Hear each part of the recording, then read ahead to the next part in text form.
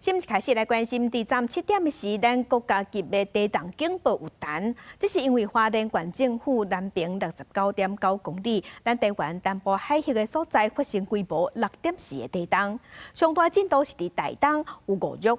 今仔日半暝啊，饭点的时，台东的近海是阁发生规模5的地震。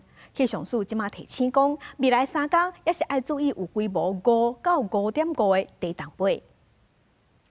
伫花莲岛会山里部落的10几仔店，大家暗顿食饱，坐休困开港，常常发生地震。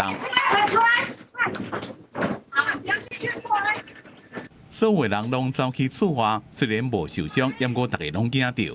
哇，好大好大！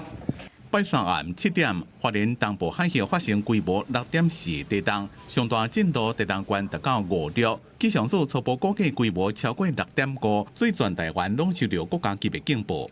这样的区域发生的地震，它后续的余震数量不会太多，但是因为我们的风险意识，因为台湾东部就是一个地震发生，大概70%的地震都发生在台湾东部这边，所以我们还是提醒民众，可能在3天以内还是要注意，可能这个区域还是有规模5到5.5之间的余震会发生。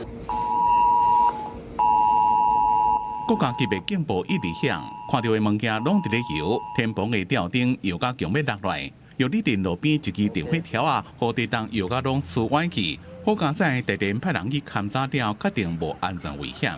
出来的时候我就看那个电线啊都摇得很厉害，然后我就看着那只电杆震到歪掉。地牛冰心双北也有感受到，台北这份地站停驶，直至确认设备拢正常了，全线就恢复正常。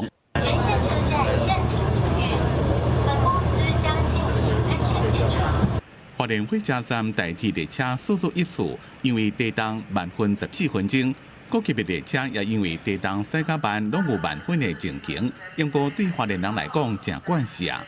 朋友打电话来，有这样子，慢一点，还好啦，因为我们花莲人我都习惯了。气象署讲，接落来3天也是有可能出现地动尾，民众爱提高安全警觉。若要去山区，也要注意可能会发生崩山，或者是有石头过来。公司新闻综合报道。